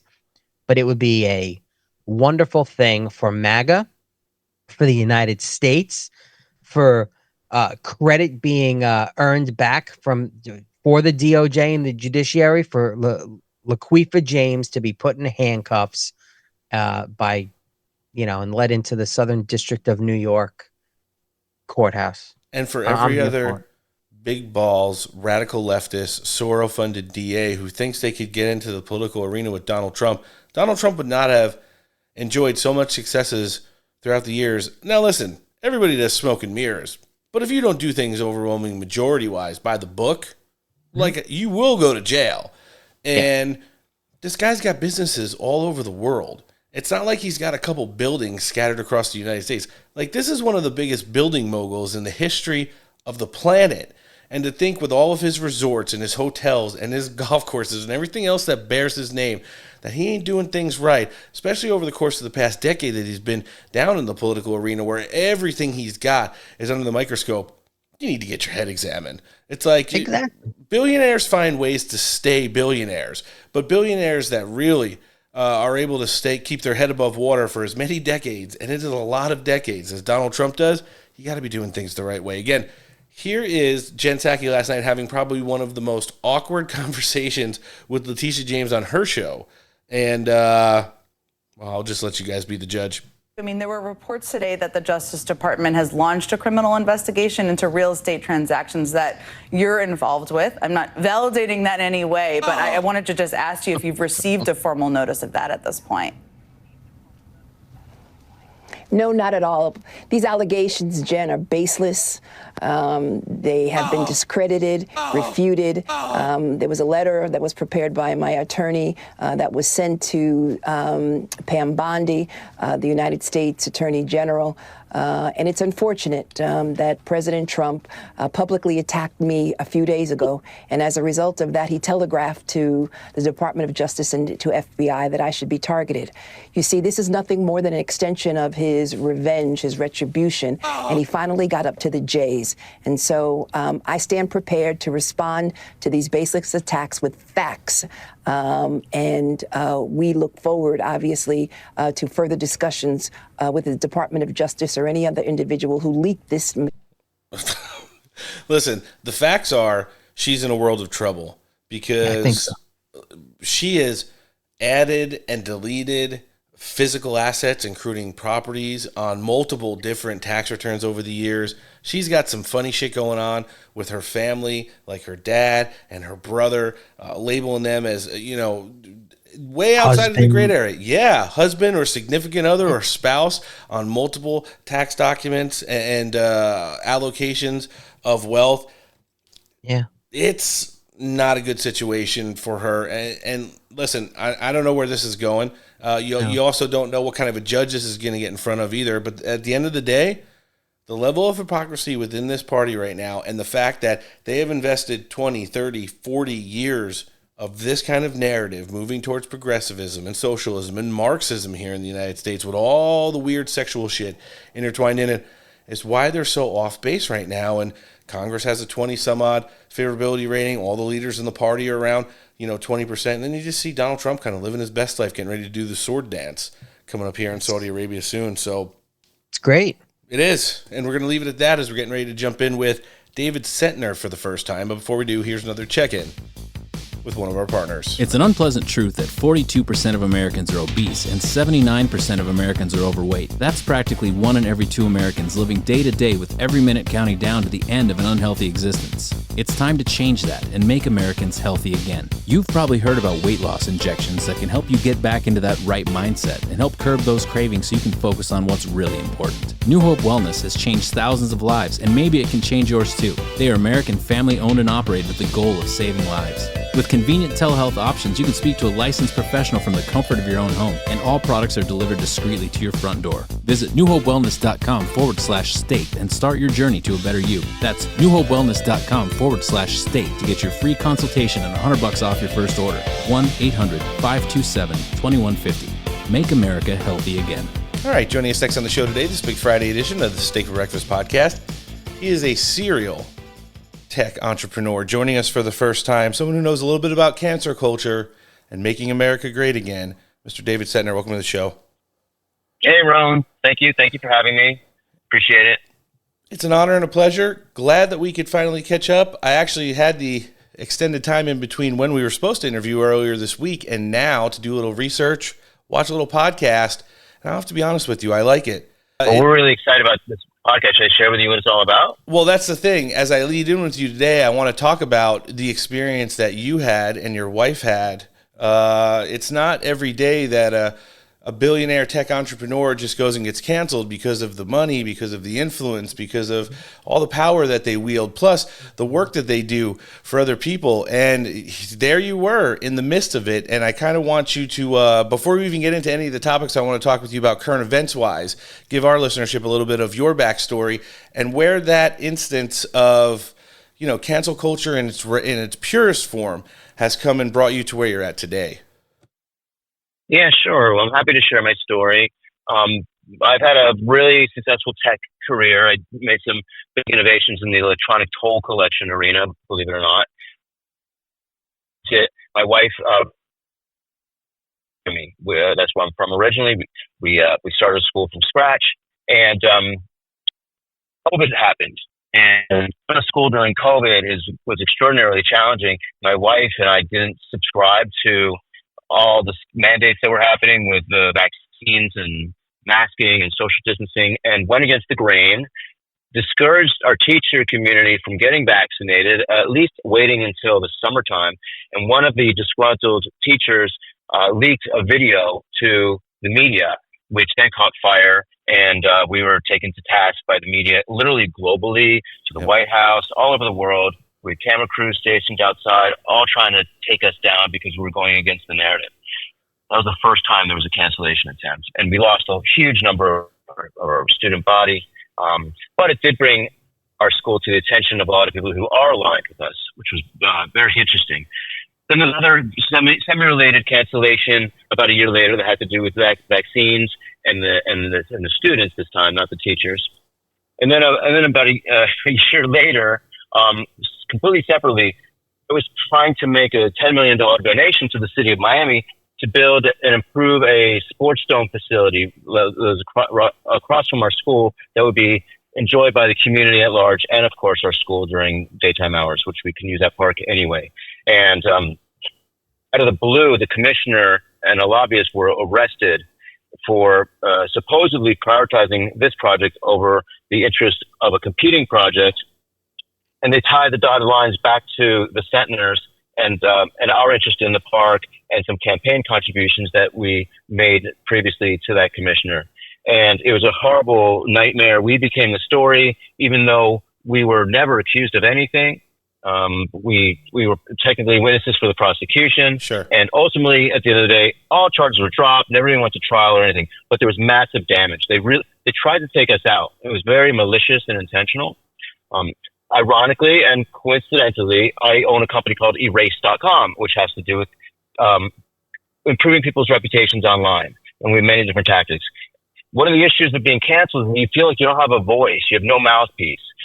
And my wife and I were in the same position. So we decided, let's create a podcast about cancel culture. Let's call it Erased. So the dotted line back to our company. Maybe if it takes off, we'll get a lot of people who are interested in our services.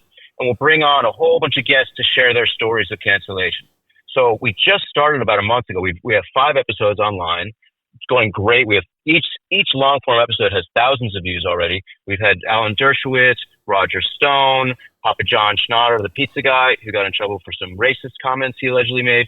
And of course, my wife interviewing me and me interviewing my wife.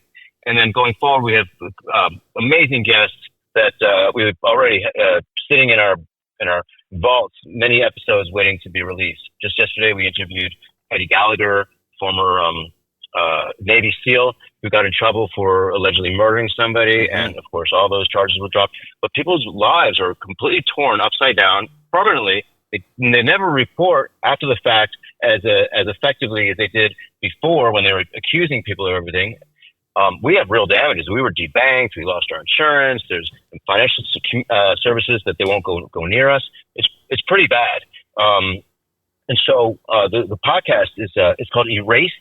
It's on YouTube, Rumble, Twitter, X rather, Instagram. You can follow us on Instagram, and it's really fun. And these stories are very emotional and entertaining, and nobody's doing anything like it. So if any of your listeners out there are finding that this topic resonates with them, it's a great podcast. We really think it's going to take off. And if you like it, please follow and subscribe and share it with everybody that you know. Absolutely. Listen, David, I have to go back to where you opened with, and that's the original instance of, feeling the backlash of cancel culture. It was during the pandemic. You had mentioned you didn't buy into the whole narrative, the masking, the social distancing, the forced vaccinations, etc.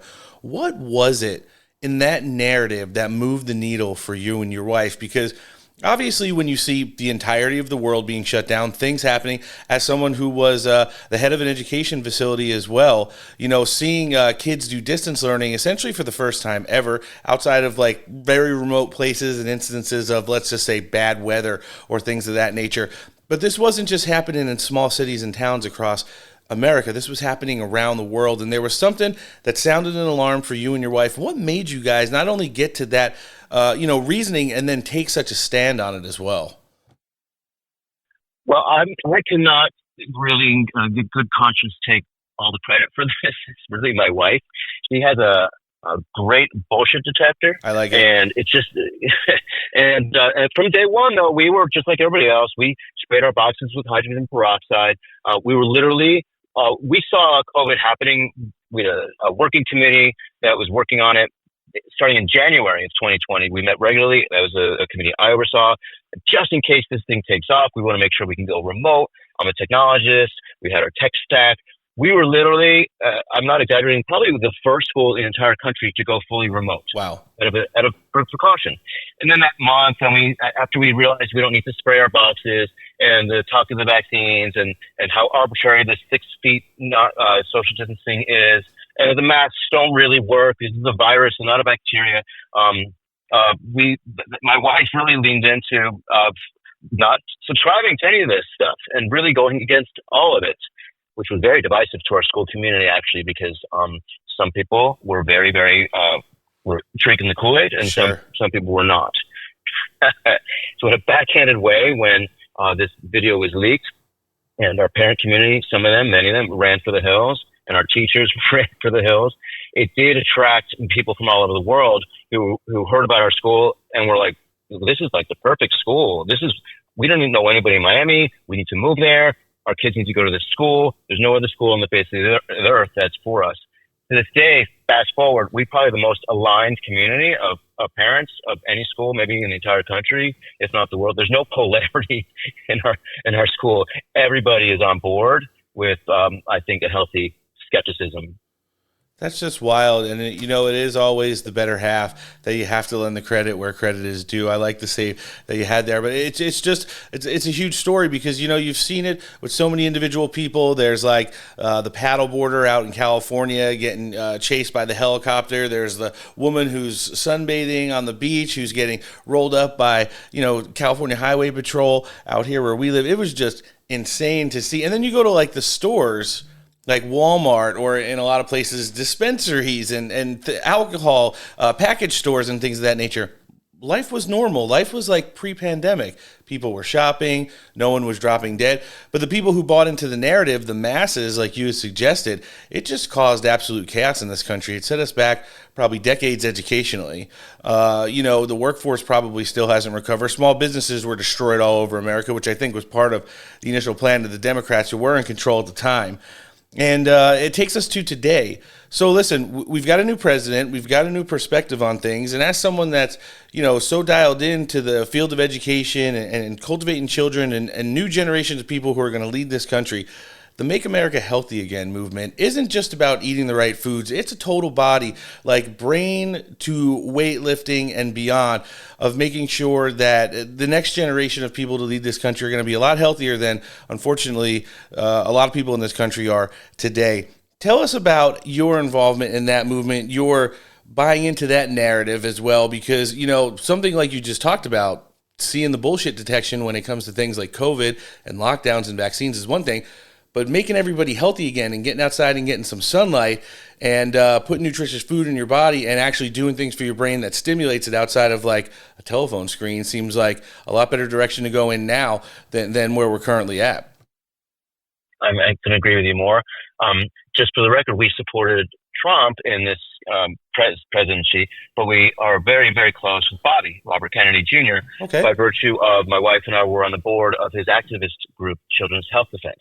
So we've been encouraging healthy Americans for years, and especially with all the toxins and everything that's been done to our children. So when he became head of HHS, with Trump as president, that just couldn't be better in my mind. It just makes me delighted because Bobby is extraordinarily clever and he knows exactly what to do. He knows where the dead bodies are buried. Yeah. He knows how to streamline everything.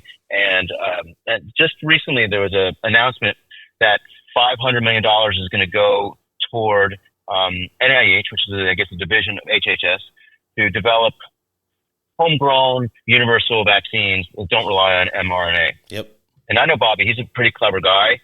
That is a very elusive kind of goal. But in my opinion, I think what he's doing is it's step one in taking back control of development of medicines and solutions away from Big Pharma's interest. Big Pharma has been funding so much, quote unquote research. Big Pharma has had a table when decisions are being made. And that's been a big problem. I think it's kind of a root cause of how we are today, is how we're such a chronically unhealthy society. Is I think that Big Pharma has been looking out for themselves. I don't think they have any issue in subscribing some sort of intervention, some new medication that may have side effects down the road, which in their opinion, might lead to more revenues way down the road when that person has some major, super expensive, chronically ill thing that needs to be addressed. We have to stop that. That's why we have so much money in our healthcare system, but we're one of the least healthiest developed nations in the world. It's a shame. So I couldn't be happier with Robert Kennedy's appointment and the very quick changes that he's making. They're going at a great pace, but he knows the clock is running. He may only have 4 years to get this done. So I'm really enjoying the show, basically, and I'm sure I'm not alone. A lot of people are enjoying the show of what's happening with this administration. Oh, I'm right there with you, sir. I have to ask, there was the nomination of Callie Means to be the Surgeon General of the United States this week. It's not really a super hands-on role, but when you talk about working in congruency with RFK Jr. and HHS and really promoting the messaging and putting like a humanized face, someone that's been on both sides of the aisle, someone that's seen both the good and the bad of big pharma, someone who's got a pretty good idea when it comes to discernment out there as well. I don't think President Trump could have nominated somebody better at a time when this country definitely needs it. I think his appointments this go around are way more thoughtful than the first time. And it's just so exciting to me and maybe to you as well. So Trump won the presidency. We have the Senate. We have the House. We have HHS. It's like a dream in a way, It's like for once, actually real change can happen without too many obstacles being put in the way. It's and if they do a good job, we're probably going to get even more years after this. So this could actually be the next decade or two perhaps of decisions being made aligned with the values that are important to me. I'm extremely hopeful of that as well. Now, listen, I do have to talk about some of the other things that are going on. It's Small Business Week here in America. We obviously saw President Trump do a rollout of reinvesting in small businesses across the country again. A lot of things happened during the pandemic, and like I mentioned at an earlier portion of this interview, I really do think that the elites on the Democrat side, the really liberal side, want to see the end of small businesses. They want to see everything kind of streamlined. The Amazons, the Walmarts, the Targets of the world just kind of take over and have people almost in a zombie-like fashion be able to not have to do anything anymore. You don't even have to grocery shop if you don't want to. You let somebody else pick out your produce, pick out your meat, and then you pick it up in a parking lot.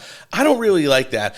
I grew up in the Northeast. I grew up in North Jersey, and one of the things that I miss the most living on the West Coast for the last quarter century is being able to walk into mom and pop shops, mom and pop restaurants, especially things like diners, and you just don't get that experience anymore. That's really what part of the heartbeat of America is. When you see that reinvestment in small business and making that a part of the American dream attainable again, you think this administration has what it takes to continue on that narrative and see a lot of success in the small business sector? I hope so. My mission in life that I had to learn after I had my big tech exit was I like to create projects that bring people together in the spirit of joy and love and connection. And Awesome. If they can make money, all the better. Then I can scale that and bring that to more people. So I would love to see a backlash against devices in our faces. I want to see more connectivity of people. Old school. Let's go back to the 50s to a certain extent. Without disengaging from amazing innovations like AI and so on. I would love to see more small businesses where people are interacting with each other more in close proximity. It's absolutely in real proximity. Yes, in real proximity. I think that's the there. And then, David, in an all-encompassing of what we talked about for nearly the last 20 minutes, talk about the importance of finishing the job when it comes to like this complete government overhaul. You see Doge go in there and just start finding all this fraud, waste, and abuse, but then you see ultimatums given to people who it's not that they don't want to make America great again. It's that they want to resist the sitting president of the United States just because, people from the other side of the aisle tell them to. And when you have the government employees underneath the president and the executive branch, the ones who grease the gears of the country and are doing things that are important for deregulations and, weaponizing energy again and making our border strong and safe and cleaning up the streets, it's good to see a lot of those people walk away, but there's still a lot more work to do. I mean, anyone who's gone through the cancel culture gauntlet like you have knows everything about the administrative state. They have no face. They leave very little trace of where they can, but they have some of the strongest will. Even that to divide the sitting president of the United States has so many people from the first Trump administration who have been through this show for years have talked about it repeatedly. Do you think that it is time now to really shrink the size of our government, make it much more efficient, and actually start working for the American people people again. Mm-hmm. You're talking to the business person in me. And, I've been in this situation before where tough decisions have to be made because it's pragmatic, because you have a business to run. The government is no different. I'm old enough to remember when we were told, if you take a government position, you will never, ever have to worry about working ever again. Correct. Right? I'm sure you've heard that as well. Well, fast forward, if no one's losing their job, and we just keep adding more and more and more stuff, next thing you know, we're at a $32 trillion deficit. Yeah. Maybe that, if you work for the government, you may or may not keep your job forever. It needs to be more like private enterprise, in my opinion. So I find it very refreshing to take a sharp pencil to some of these things, because I think it's long overdue. We don't need all these people to run all these programs. We certainly I like don't. it. No, I do like it as well, and I liked catching up with you for the first time today. Listen, David, at the very least, we'd like to have you back at some point in the future. As you continue rolling along and working on the things you do, if you want to come on the show and talk about it, you're always welcome here. In addition, can you take our listenership back through all the great things you're doing right now? If you got a website, again, talk about the podcast. Where can they find it and subscribe to it? We'll live link everything in the show description today and make sure they can do that. Thank you so much. Yes, so my wife and I have a lot of projects. We run a school. She has a 15,000 square foot wellness facility in Miami that has every kind of alternative modality of healing and rehabilitation that you can imagine. We have a regenerative farm and retreat that is an active farm that we use to feed the kids in the school. So it's literally farm to cafeteria, regenerative agriculture food. We're opening our first regenerative cafe in the city core of Miami in September, associated with this regenerative production from our own farm. And of course, we have our podcast, Erased, which is I really would like people to check it out. I think it's a great view. It's a great view. It's a lot of fun. And erased.com for any of your listeners who might have any issues with their own reputation or looking to enhance it or suppress stuff that they'd rather not be seen. Erased.com is the number one in its category. Easy money, as it was catching up with this guy today. I can't believe I introduced him as a serial tech entrepreneur. He's got his hands in so many other things that's continuing to make America great again. This is Mr. David Setner. Thanks for coming on the show today, sir. We'll see you again soon. You have a great weekend. Thanks, Ron. You too. Appreciate it. Guys, we're coming back with another all-new edition of the Steak for Breakfast podcast, so sit back, relax, and let us change the way you consume your news.